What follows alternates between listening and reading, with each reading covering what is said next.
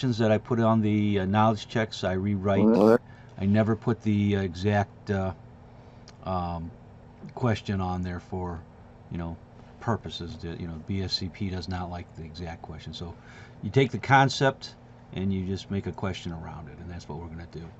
So we're going to talk about incident investigation and, you know, the learning outcomes. You'll be able to explain the factors that are related to incident investigation and how to prepare for the BSCP exam. It's in this big 6 exams. It is anywhere from 3 questions to 8 questions on an exam, depending on how lucky you get, as they say.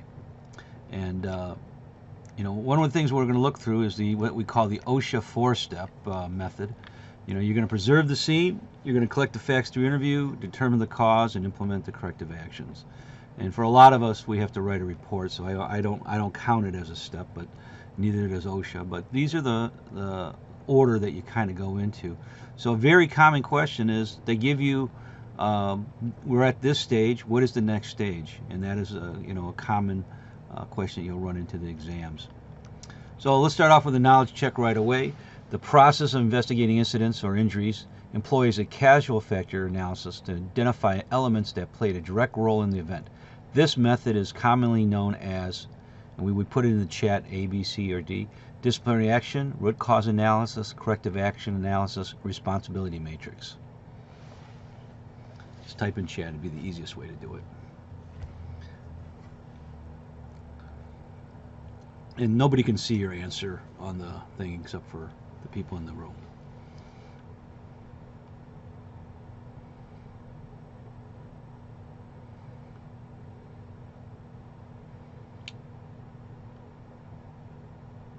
What kind of analysis are you going to do in these incident investigations? The chat is at the bottom of your screen. It's usually 3 dots or it'll say chat. Okay. The answer is root cause analysis. So you have to, you know, remember that. That's going to be a lot of questions, and then what types of analysis will be further on. So the goal of the incident investigation is to determine the incident sequence and what happened, and not really blame anybody, even though that might be an outcome that somebody did not follow a rule or procedure. You're trying to go in there with an open mind and not have a prejudgment. And anything you make for a corrective action may require you to do training, evaluation redone, or update your safety program. And it's a basic question: is it an incident or accident? I grew up with the word accident investigation, and around about 2000 people started calling it an incident investigation, and it's a legal term. Accident means it's unplanned, unforeseeable event, and incident means it could be possibly prevented. So example would be that the person's going to lift a green drum filled with metal parts about 300 pounds or 150 kilograms. Going to tell the crane operator to lift it up by using a symbol, hoist up, and as it's lifting, it slips out of this yellow strap and kills the person who is signaling.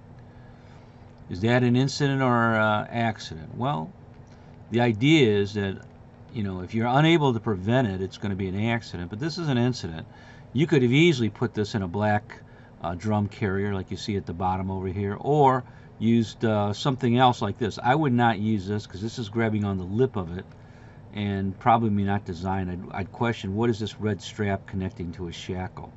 So they make drum carriers, and this is an incident, and unfortunately a person died, and you know, it became an issue of, you know, where did this come from, why did they use it, and nobody said anything, and that's not good. So I always tell people, go through your rigging every once in a while. This month I've been through a lot of rigging. I find a lot of stuff that's old, rusted, broken, knots, not good. An accident means similar, but it couldn't prevent it. You know, I always tell people, you can always have something fly off in the highway and hit your car, and a lot of times there's not much you can do to avoid that issue. But if you're going to take a excavator going down the hill, someone's got to make sure it can handle the 30, 40, 50,000 pound weight. And it means that if this, you know, topples over, he's going to get thrown out of the cab if he's not wearing his seatbelt, which we've had. So a knowledge check, what's a precursor to an undesirable event such as an accident, incident, near miss, or unsafe safety state. That's an odd word. I never use that word.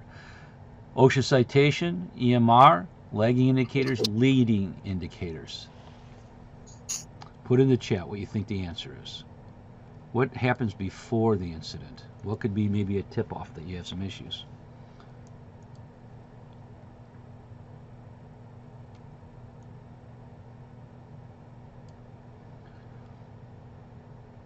Can anybody else hear me? I can hear Okay. you, All right, then but, it's not me. All right.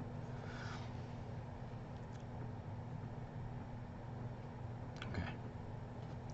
And the answer would be leading indicators.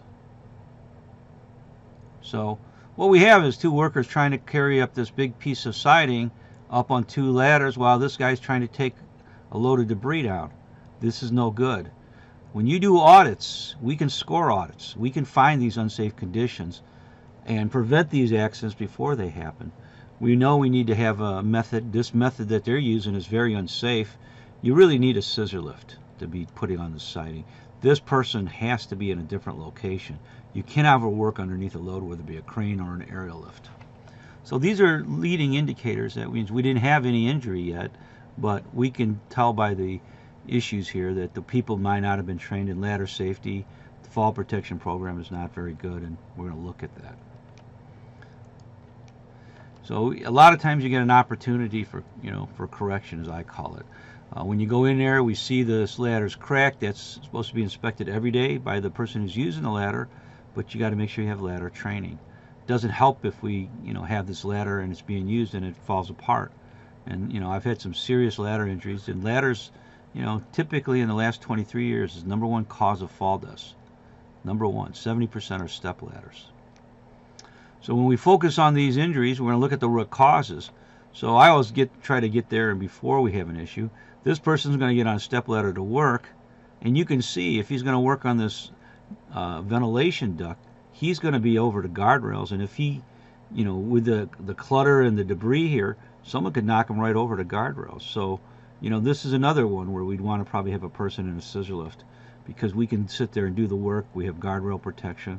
I require, and JLG requires, JLG's an aerial lift man, to be tied off in a lift. A lot of people are having a heartburn with this, but there's a lot of deaths over the years with people falling out of the lift and the lift is up in the air. So usually you're going to do a team. You may be by yourself. I've done both of them. Team investigations, I find 2 people are better than 1, 3 people are better than 2, but the idea is that everybody thinks about it. Here they're looking at this issue. This lift just flipped over when a person was on it, but it's too tall and it's not what we call within the manufacturer's rules. The manufacturer says it's 28 inches wide, you can only go up 56 inches, but if you put it up higher than that, it's going to be too top heavy, no flip. So the competent person says we're going to need outriggers. That's what that says, to go in there and protect it. So another knowledge check. I got several of these on there because, again, these are from what I call the most common types of questions. What's the objective during the incident investigation? To build a legal defense, to identify individual or systematic fault, understand the cause and learn how to prevent reoccurrence, or engage management in every step of the investigation. So you can just type A, B, C, or D in the chat.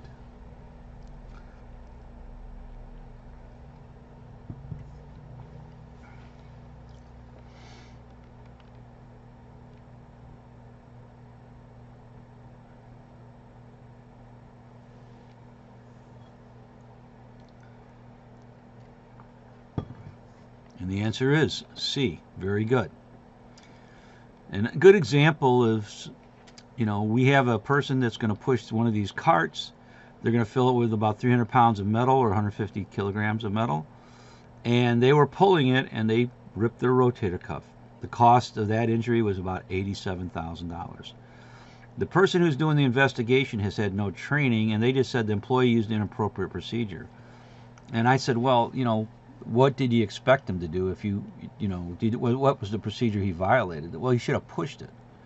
But we go into the program, there's no rules about how you move this cart. And then I get into, you know, the 5 years of injuries. This has already been 6 injuries of $400,000. So I says, well, why, you know, did it rip the rotator cuff? You know, is it too heavy? So I go out to the area and we look at the carts, and they got 30 of these, and I can use 2 fingers to pull the first 2 carts. And I says, there's nothing wrong with these carts. You know, 300 pounds in there, it's easy to move. But the one worker who got hurt, he says, no, you got to find the ones with the little wheels. The wheels are, we can't move them. And he's right. When I went to that cart, you couldn't even budge it.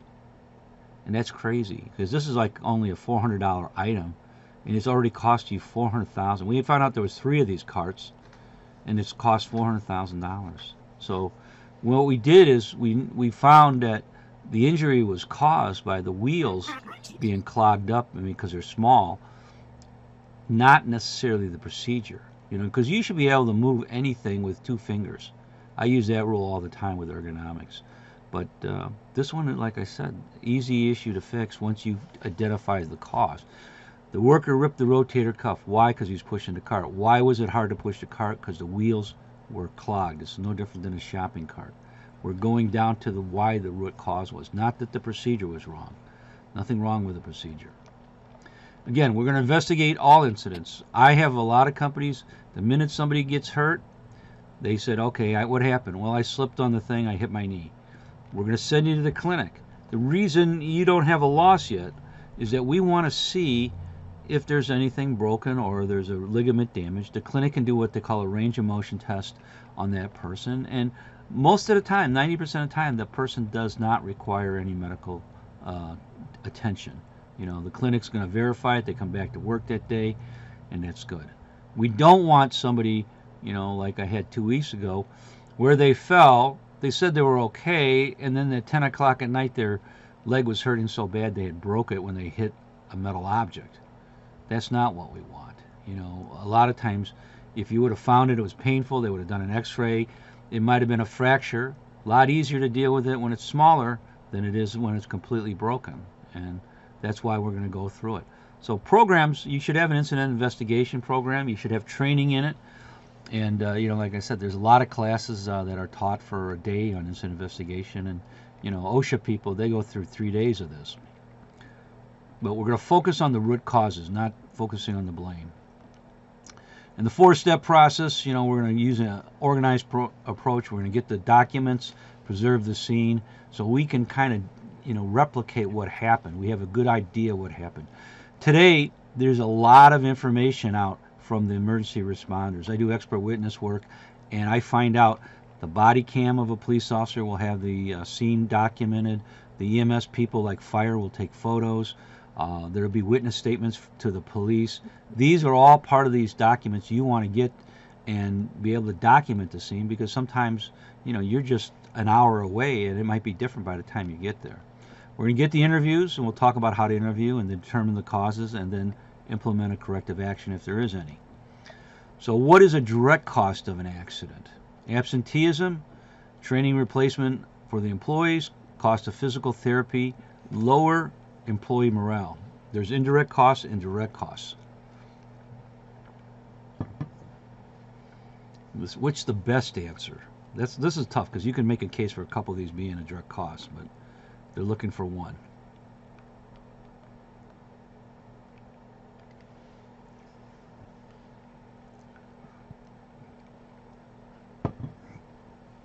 The answer is cost of physical therapy.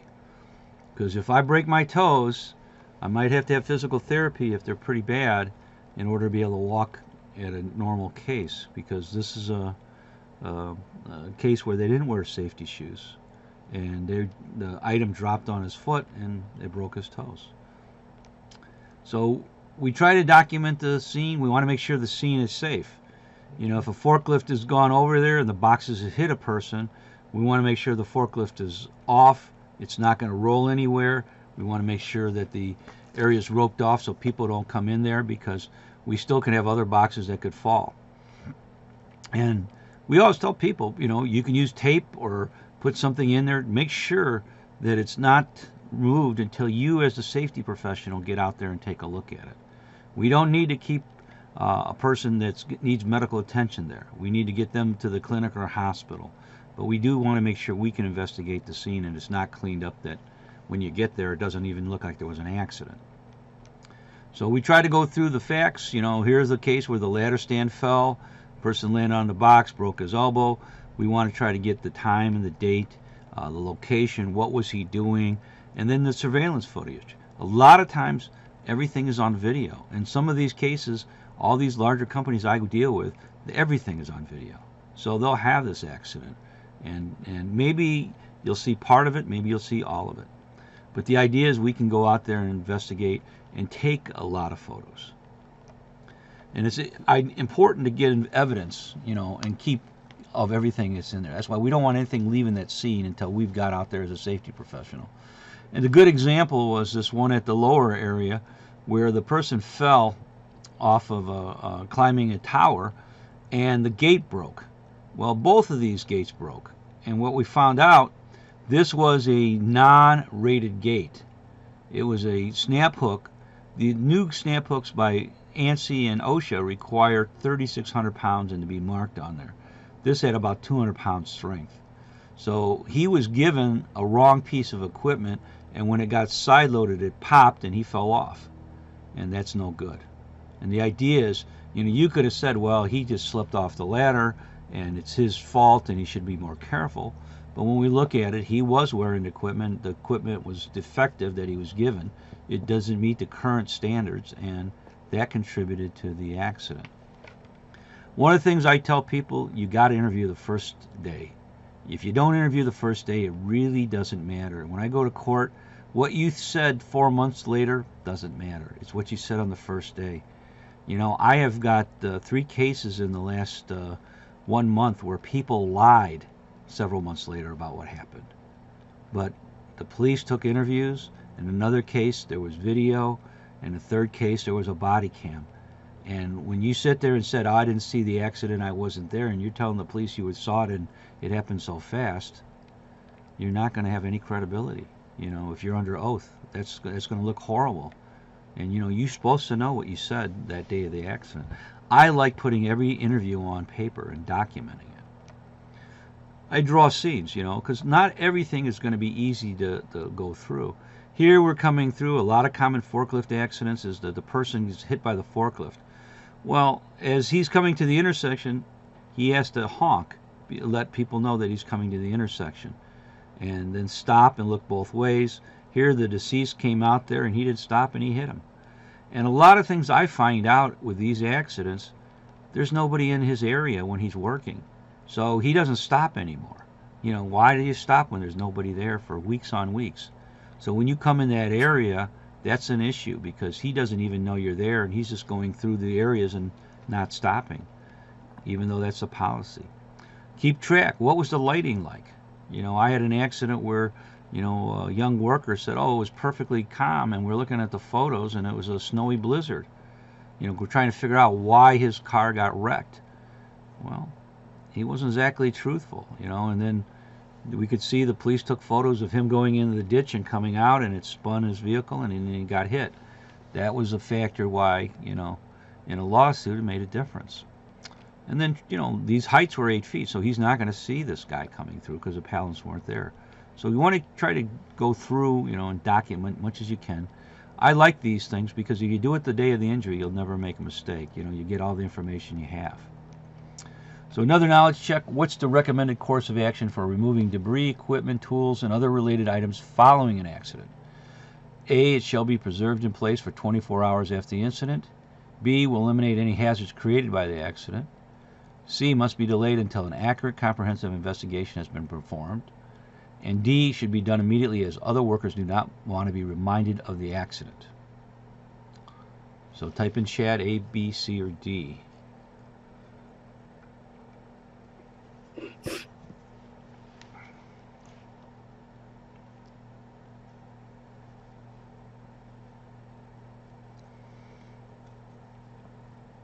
This is a little bit trickier. This one is actually C. The time period is not an issue here. What it is they want, when you're out there doing the investigation, once you've completed it, they can take care of all the stuff and remove it. So it isn't a time. It's the idea is you want to keep all the documents and get all the scene preserved until you can get it well documented. And, will it ever be comprehensive on the first day? No. That's where I would probably disagree with the question. But, again, these questions are written by a group every October. The bad questions get thrown out eventually, and, we do get some of them that are pretty tough. One of the things you don't know is which question you missed, and that's a tough thing on the test. So we preserve and document the scene. If it's a major accident with much news, there are going to be lawyers involved. Lawyers will order a court order to preserve all evidence. And if you destroy evidence or move evidence or erase messages, that's spoliation, and you can be in trouble. When you do that kind of thing, you can be found guilty, and they won't believe anything you say. So we tell people, if you got monthly inspection checklists, make sure it's done and keep it. You don't do it. We tell people, don't get rid of your emails. Pretend everything you type on email or text messages can be found. In one case, in an area where we had a trench collapse, the owner of the company was saying, I went to go get the box. I called the company. I went to get it at 8:30 in the morning. I was on my way back, and the trench collapsed. And they said the plumber jumped into the trench. Well, the attorney pulls out your cell phone records. That's a subpoena through, Verizon, and there was no phone calls made to the company. He never was getting the box. And, that's the examples where you get brought up in a lie, and then you're discredited. Whatever you said later on probably is not going to have any weight at all because you've already lied about a basic fact. Again, knowledge check here.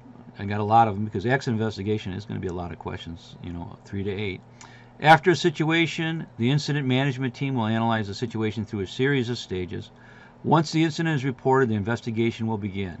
The team will secure and document the scene and interview witnesses, which should occur after the witnesses interview. This is this order question, I call it.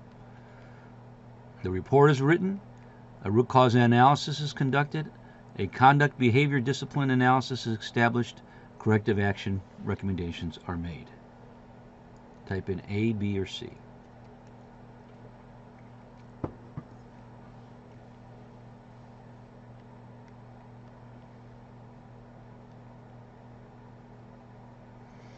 Very good. You'll do the root cause analysis. That's numbers 3. I'm a fan of having an incident investigation kit because I was in a place 6 weeks ago. They said, don't get out of your car. We just had an accident. You got to get, I was doing training. They said, you got to come and help us investigate the accident. So you want to have a camera. Your cell phone is not really the best camera. It'll do if you don't have anything else. But you do want to have gloves, particularly maybe cut-resistant gloves, because it could be glass. You want to have a tape measure to take some measurements. I'm a fan of collecting samples, so you should have something to put it in, whether it be Ziploc bags or envelopes. You might need caution tape. I keep a roll of it in my car. And then, something to write on and document. You may not need graph paper, but it helps if you're going to take and make a scene of what it looked like. And then, of course, I wear a Class 2 helmet, safety glasses, and high visibility vest, safety shoes, and cut-resistant gloves every time I go out. You got to set the example and be the professional. So we're going to collect information. We got to know who witnessed it. I see so many people don't even get a list of who was there. That just drives me crazy. Well, we had interviewed the one witness. I said, was that the person, the only one out there at the site? No. Well, we want to interview them. They may have facts that we didn't know about. So we want to interview all the witnesses and stuff. And, again, what you say the first day is probably accurate, And then the idea is we're not trying to find fault. We're just trying to figure out what happened. And then we take notes. Now, some people, they do video or tape recording. It depends where you're at. In my state, you cannot tape record without the consent. I just have the person who's injured write in their other hand, or I'll write for them, they'll initial it. We'll sit there and take a statement of what happened. When that person writes in that statement what they did in their own handwriting and how it happened, it's gold. We had a case where, he said, forgot to lock out the machine, and I got my fingers crushed, 2 fingers broken, not amputated. Well, when OSHA's investigating that, that's a big deal. That person put in his own writing of free will that he forgot to lock it out. Because we had lockout training, we did audits, we have a program, we had a procedure, and this is a case where it was, the employee didn't follow the rules. But he admitted it, and, we're just going to do recoaching. We're not going to fire him. But that's why you want to get it. And, like I said, OSHA wasn't agreeing with it, and we had a judge mediate it, and the judge said, it's in his own writing. Why don't you believe it? And, there wasn't, anything they could say, because that's the importance of getting everything the first day. Again, inspect any equipment. We want to make sure it's in working order. I've had aerial lifts mistakenly go up when it's supposed to go down and things like that. I'm involved in one where the safety device didn't work. You sit there after the accident, you test it, it doesn't work. That's not good. You got emergency stop, it should work every time. You reset it, it should work. That's not good if it doesn't work. Something is wrong, and we want to eventually find out why. And again, we look at all the equipment records. OSHA is always big about the manual. I don't care if it's a forklift, a machine, or a tool, like a power saw. I want to see the manual. What are the do's and don'ts? Did you train that person in the do's and don'ts of that piece of equipment? And, if you got a couple hundred pieces of equipment, you should have a toolbox talk on every one of them. The do's and don'ts of how to use a cutoff saw, a grinder, and everything else.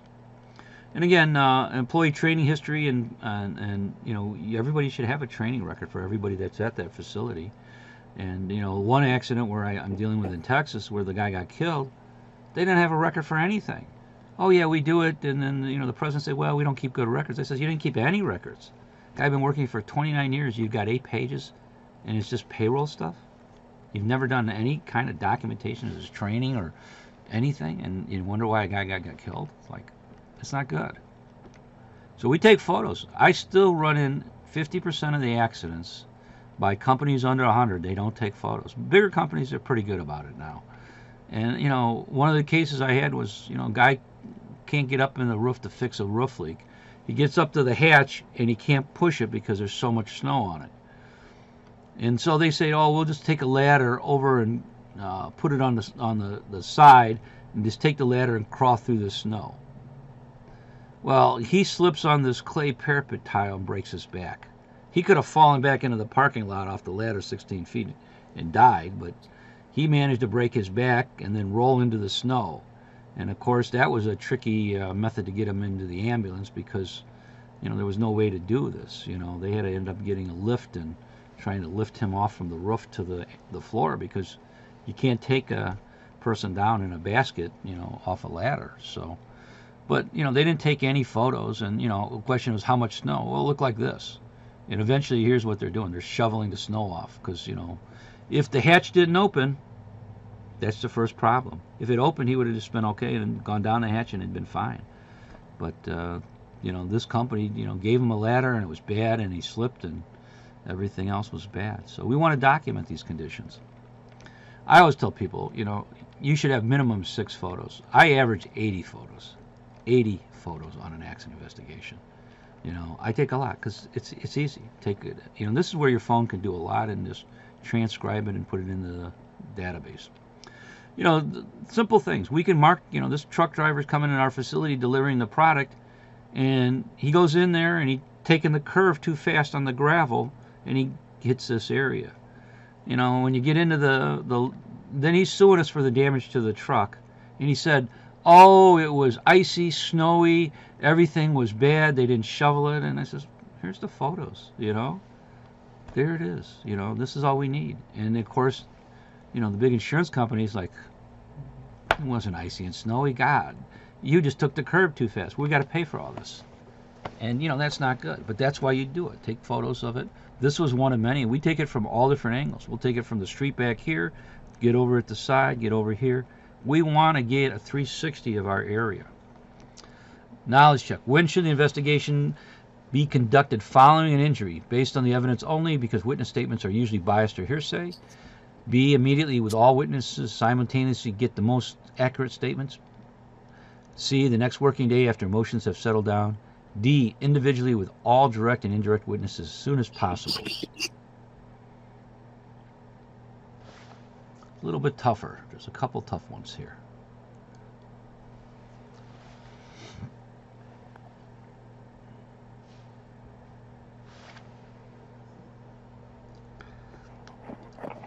The answer is D. A lot of people want to do it simultaneously, but what we find out is other witnesses will be quiet. There'll be a dominant person in the group, and they'll talk, and everybody else will go along with it. We separate them. If I've got 10 witnesses, which I've had in cases, I have to have another manager or another safety person with me, and we're going to break them up, and we'll just tell them, wait, we're going to do an initial 10-minute interview and get everybody's statement on record, and then we'll come back and do more interviews with if it's warranted. But you have to separate them. You can't put them in together. That'll never work. And again, we take notes of their environmental conditions and stuff. It's a foggy day. We get a look at the housekeeping, the floor condition, take a lot of pictures. Because, what we're looking at is his guardrails are at his knees, and that's not the height of a guardrail. Guardrail is going to be about 3.2 meters high, or excuse me, 1.3 meters high or 42 inches, and this thing's way low. So if he fell off this scaffold, we wouldn't be surprised. But that's why you're doing it. And when you see these hazards, you got to address them. We take examples. The person said, I scraped the car. And it says, okay. Did you take photos? Oh, yeah, I took them at different angles like you talk about. And what we go in here is, okay, we can look at the car and you can say, well, you had to be careful. But when we see this parking column and it's over the line, what you're trying to do is make this person park right next to a big truck and turn this corner very tightly, which is impossible. And it's hard not to scrape it. The parking garage should not have started it in the middle. It should have started the yellow line on the outside. But they're trying to squeeze in Chicago every single car they can, and that's what we're going to send the bill to the parking garage because they created a hazard. You didn't give us a proper space to turn into, and it's not our fault. And again, we always ask a lot of open-ended questions. Open-ended questions means who, what, where, why, when. Why did we drop the air conditioning unit and damage the roof? Did we have enough slings? Did we have enough people? And trying to go through these, factors here. We talk to the injured person. You have to remember, sometimes they know they messed up. And we always we try to get them to write down the incident in their own handwriting if possible. If they don't want to write it down or they can't write it down, then we write it and then we have them look at it. If they don't want to sign it, then we just read the statement with another person here, and we both initial that they said they refuse. But usually most people are pretty honest. They're going to go in and they'll tell you what happened. And there could be other factors. Like I said, a lot of times they think they did things, and I always look at is what's the program training say first. You can't fault somebody if they didn't have any training. I mean, you're really hard-pressed to say that they should have been more careful when they haven't been trained in the rules in the first place. So, again, a lot of times if they feel that you're going to make an example of them or you're making a scapegoat, they may not be very cooperative at all and stuff.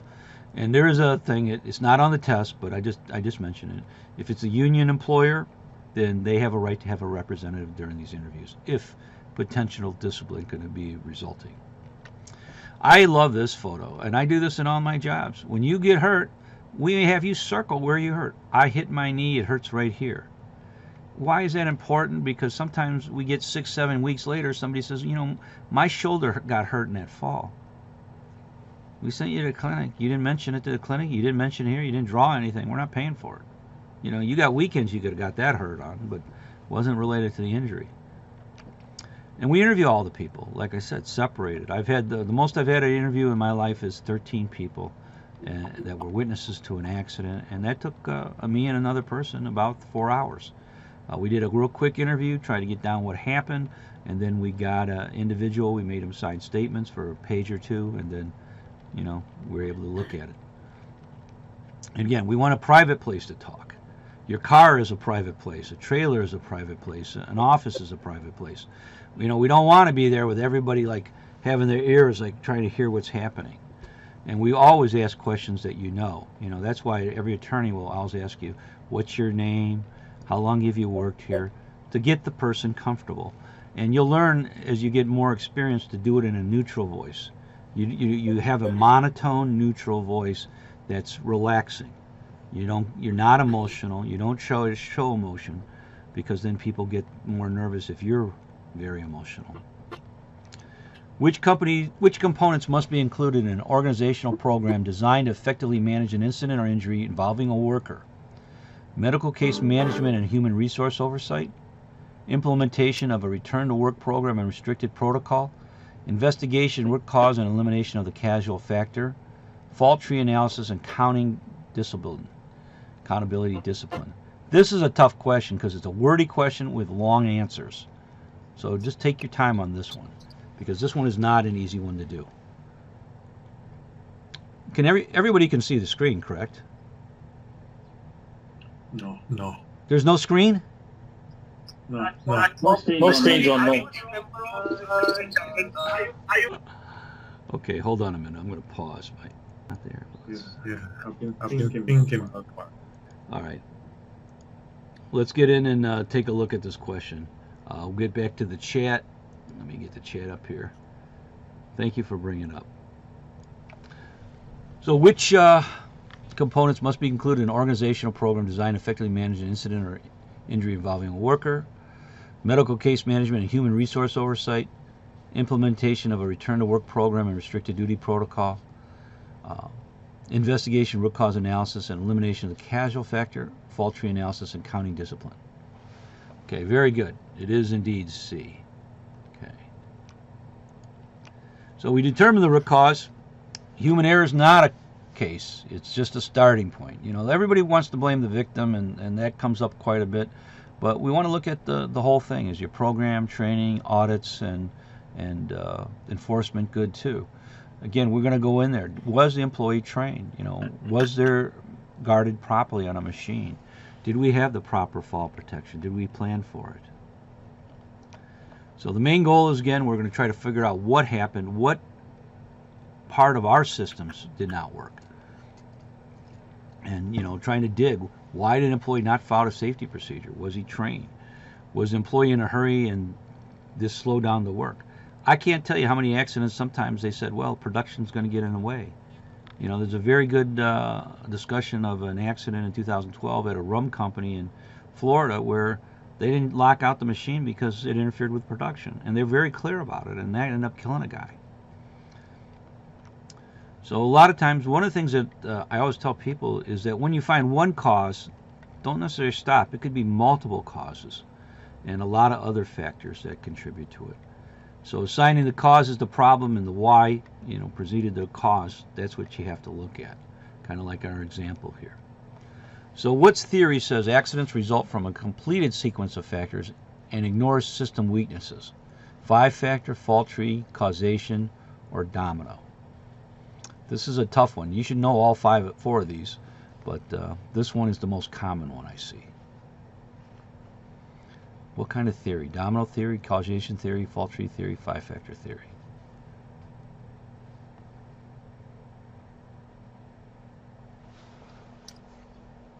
It is indeed D, the domino theory. And the idea is... John, can you please explain the 5-factor theory? What is exactly 5-factor? No, it's not 5 factors. The idea is that it's a sequence versus 5 different events. Some of these things, the sequence is the domino. It takes this factor to here, happened to this. So in a case like this, that I run into a domino theory, is that we put a piece of sheet metal very thin over a floor opening, and the aerial lift buckles it and the guy falls. And what was the factor? Well, the worker was trained, everything was good, but the first sequence was we had to put an inadequate cover. Then the person had to drive over it, and then the cover had to buckle, and then the lift had to fall. That's what we have. We take out one of those sequences, it doesn't happen. And that's the domino theory. So that's a little bit different in Go ahead. Yeah, John. So you mean to say like there is no this five-factor kind of theory? I mean, the keyword in this question is the sequence, because of which we are kind of No, selecting from you the know, theory. the 5-factor is just called that because, you know, we could have 5 factors that are involved in it, but they're completely unrelated. You know, like when we get like a guy walking on a roof and he falls, you know, there's a combination. You know, you got wind, you got moisture, and he's got no fall protection. All 5 factors could cause that fall, you know, be part of a contributing factor to that fall. We take away the wind, we still can slip and we don't have the fall protection, you know. If we take away the lack of fall protection, we still can go off the edge. He might not hit the ground. But that's, you know, the idea is that there's multiple factors. You know, some people call it multiple factors at one time. And they're all contributing to that accident. Another one was a trench collapse. I got involved, and they were trying to argue that the ladder was not 3 feet above the landing. I said, that's not one of the factors that contributed to the trench collapse. That's just something that was there. It's a hazard. But the trench collapsed because the dirt was put on the edge. The trench was dug straight up. It was type C soil. Those are the factors that contributed to the accident, not a ladder being 3 feet above it. Okay. Again, 5 whys. You know, why do we have a flat tire? Because we had nails on the floor. Why do we have nails on the floor? Because the box split open. Why did the box split open? Because it got wet. Why is it getting wet? Because there's an opening in the roof and it's raining through it, and then the shingles are missing. And that's what we're going to look at. It. Some people call that a domino theory, but it's the example of 5 whys. You know, this is the most common one that I see used in construction. I work with a couple big construction companies like Turner, Mortensen, and Walsh, and you know, this is one that I see a lot of times. They go in it. It started out with you know, 4 different things. Now this evolves into, you know, maybe 7 legs instead of just you see 5. It was, you know, the 4 M's. Mr. Ishikawa, that's a name you might get tested on, invented this back in the 60s in Japan. And the idea is we're going to look at all these factors. And the idea is this makes you evaluate it instead of just going right there. He fell off the roof because he didn't have fall protection. You know, we're going to go through the methods of why he didn't have fall protection. What was I mean, in this case, machine would be the roof. And then what was the material? Why was he up on the roof and things like this? And that's all these factors that we're going to look at causing the effect that he fell off the roof. Which is a tool that enables a team to identify, explore, graphically display the possible causes of an incident or a hazardous condition. A Gantt chart, Venn diagram, fishbone diagram, a PERT chart.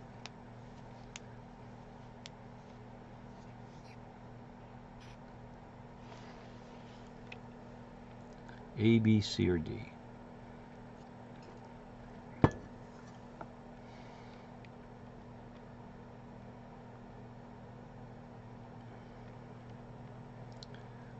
The answer they're looking for is the fishbone diagram, kind of like what we did over here. It's going to give you all the possibilities on one big chart. Yes, you can use a Venn diagram and other charts, but the answer they're looking for is, you know, a fishbone, because it's identifying the different possible causes. Again, the last step is implement the corrective action. So we're going to go through the root causes, and then we're going to come up with 1, 2, 3, whatever, how many root causes are involved, and then we're going to develop corrective actions, and then hopefully assign somebody to fix them, because they don't fix themselves, you know. A lot of stuff I always see is change the program, change the training. That's fine. You know, put it on an audit item. You know, these are different things to do it, as well as buy the right material. But the idea is that, you know, when you do this approach and people know what the corrective action is, it sends a strong message that, you know, we're serious about safety. We want to prevent the reoccurrence. If we just find out, you know, he was up there and he should have been careful, that's just blaming the worker. You know, and that's, you know, never a guard or a method to protect anybody anyway. And then listen, you know, the enforcement is important. You know, a lot of deaths. I've had one of these hardware chains, 3 workers under 30 have died when the forklift flipped over. They made a tight turn, load in the air was one of them. Another one was a quick turn, load halfway in the air. Another one, load was too heavy, and then a turn flipped over. Why would they get thrown out of the forklift? That's a tough question. I'm going to ask you. Why would you get thrown out of a forklift? because you didn't wear a seatbelt. They didn't force the use of a seatbelt. Well, you know, they don't want to wear it. Well, you know, you pay for the injury. You got 3 dead people that'd be alive if you would have done it. I mean, I drive a forklift. I wear it all the time. I drive it when I wear a car. These are things that you have to do as an employer. You're not allowed to sit there and say, well, employees don't want to wear it. Well, you're the boss. You got to make them wear it. You got to do audits. If they're not wearing it, then you got to take action. So we introduce things. You know, sometimes we go do these audits. Like, for example, I'm doing an audit of this big multi-story building, and I see footprints over this to the lower floor. And what they were doing is they're going over and putting on the support to hold this duct. Now, when you ask the workers, you know, who did it, nobody wants to admit it. I says, I don't need to know admit it. I know what trade is doing the work. And I asked the foreman, who is going out there and walking this? Did you see it? You know, he's got 2 choices. He's going to tell the truth and say, yeah, I was there and I watched him walk it and I didn't think it was a big deal. Or he's going to say, no, I didn't do it and an employee should have done it. I would have stopped it right away. I mean, there's really only 2 choices. But either choice means that person could have died. You have to sit there and go in there. What was the method to protect the worker? And, you know, for this case, you know, you may need to have an anchorage up on the ceiling, and they're going to have a cable go from one end to the other, and they're going to be on a retractable lanyard. If you cannot get the work done from a scissor lift on below, I could think you could fit this lift right between here and drill it and make that connection. But that's the things, you know, that's the pre-planning of it. And, you know, when you talk about implementing controls, sometimes these are not easy to do. We can find the hazard, but trying to figure out the solution is not easy. And that's why having a big network of people, you can talk about it with other people. Again, management is going to make sure we reduce exposure. We're going to do training. I'm a big fan of scaffold erection. I do not like to frame scaffolds for scaffold erection. It does not give you good fall protection. I want to see cup lock or layer scaffold. There you can wreck the whole scaffold with 100% fall protection. But the Class 2 helmets, I get people, oh, I don't want to wear this. It's got a chin strap. Well, good. Give yourself 2 fingers of room in there. Don't put it so it's like choking you. These are saving a lot of lives. I have over a dozen people alive today because they fell 2 feet, 3 feet, and it cracked their head, and this helmet didn't come off like a hard hat would. So we tell people, you know, these are controls management can tell people and go through it. The big battle right now is on the scissor lift. Do you tie off? I got one of the big safety directors said, you know, we had a guy break his teeth when he got his lanyard got caught and he hit the guardrails. I says, good, he's alive. He broke his teeth. I got dead people. I don't want that. I don't want paralyzed people, you know. And he's like, I says, you know, here it is. You're a big company. You're in the top 20 as far as, you know, construction revenue, and you don't want to follow the manufacturer's rules. That's on you then. That's on you. And I understand your issue, but I wear it when I go on a lift. I don't think it's a big deal. I've never broken my teeth. I've never had this thing go up there. I mean, it's ludicrous argument, and you know, and the issue is that they got to do something. So again, you got to follow up because everything has got to be done.